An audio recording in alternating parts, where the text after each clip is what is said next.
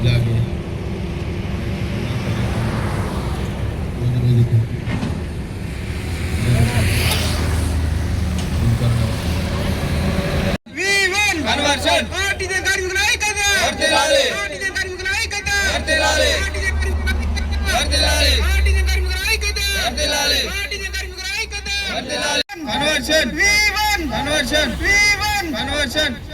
యాజమాన్యమని వైఖరి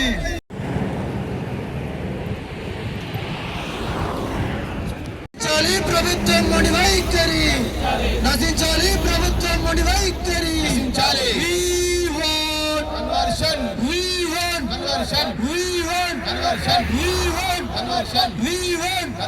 అన్నట్టు కార్మికులు వెంటనే అన్నట్టు కార్మికులు వెంటనే కార్మికుల ఐక్యత కార్మికుల ఐక్యత నశించాలి యాజమాన్యముడి వైఖరి నశించాలి యాజమాన్యముడి వైఖరి కార్మికుల ఐక్యత కార్మికుల ఐక్యత కార్మికుల ఐక్యత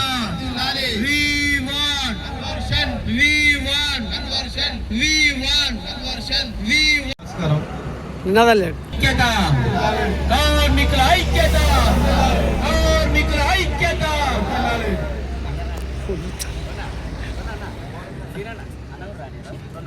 ఐక్యత కార్మికుల ఐక్యత కార్మికుల ఐక్యత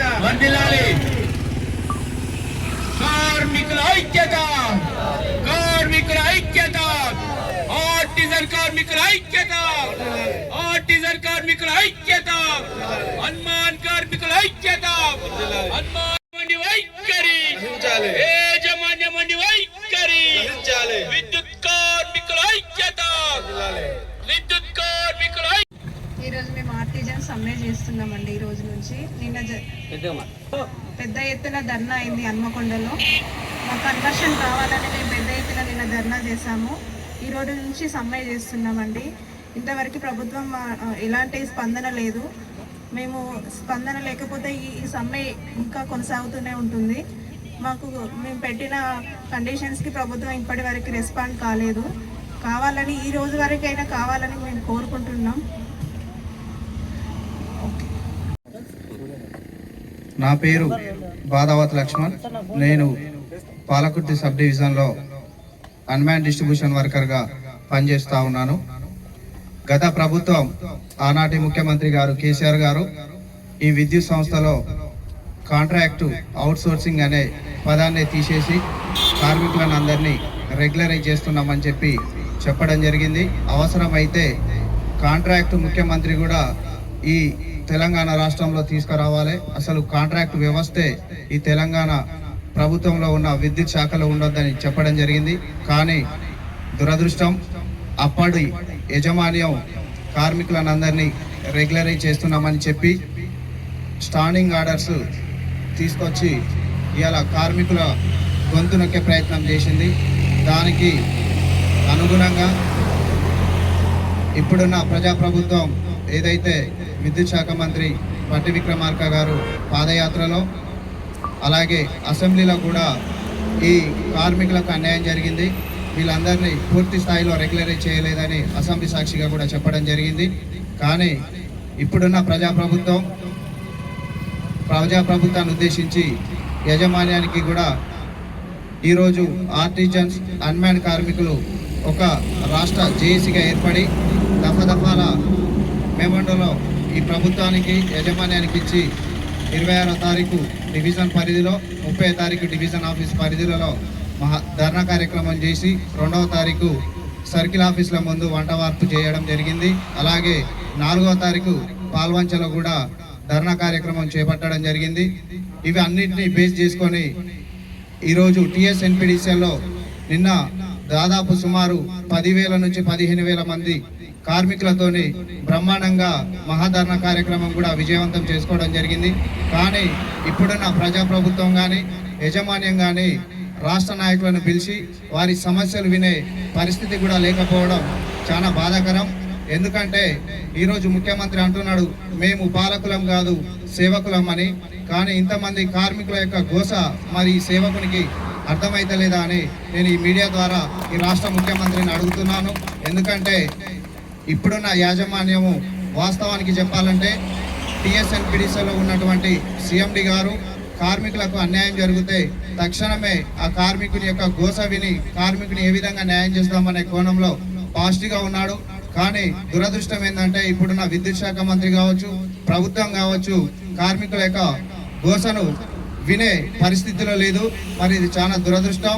ఇంతకుముందు మన రాష్ట్ర ఆడబిడ్డ అయినటువంటి సీతక్క గారు కూడా కార్మికులను ఉద్దేశించి అసెంబ్లీలో మాట్లాడడం జరిగింది. కానీ ఈరోజు అక్కకు మా యొక్క గోసను విని మమ్మల్ని న్యాయం చేయమని వేడుకుంటే అక్క ఈరోజు కనిపించకపోవడం ఇది చాలా బాధాకరం. కాబట్టి ఈ రాష్ట్ర ప్రభుత్వాన్ని మేము ఒకటే డిమాండ్ చేస్తా ఉన్నాం, ఇప్పటికైనా ఈ రాష్ట్ర నాయకత్వాన్ని పిలిచి చర్చల ద్వారా మా సమస్యను పరిష్కరించండి. మా సమస్యలు రెండు ఉన్నాయి. ఒకటి ఆర్టిజన్స్ కార్మికులను కన్వర్షన్ చేయాలి, రెండవది అన్మ్యాన్ కార్మికులను ఈ సంస్థలో రెగ్యులరైజ్ చేసుకుంటూ విలీనం చేయాలనే ఈ రెండు ప్రధాన డిమాండ్లుగా ఈరోజు రాష్ట్ర నాయకత్వం దఫాల మహాధర్నా చేయడం జరిగింది. కానీ యాజమాన్యం నుంచి ఇటు రాష్ట్ర ప్రభుత్వం నుంచి ఎటువంటి స్పందన రాకపోవడంతో ఈరోజు 8వ తేదీ నుంచి నిరవధిక సమ్మె చేపట్టడం జరుగుతుంది.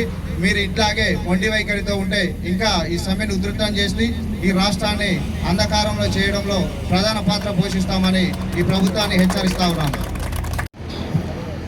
స్టేషన్ కన్పూర్ డివిజన్ ఆఫీస్ నుంచి వెళ్ళి మరి పాషం రాజు జాయింట్ ఎలక్షన్ కమిటీ చైర్మన్ ఈరోజు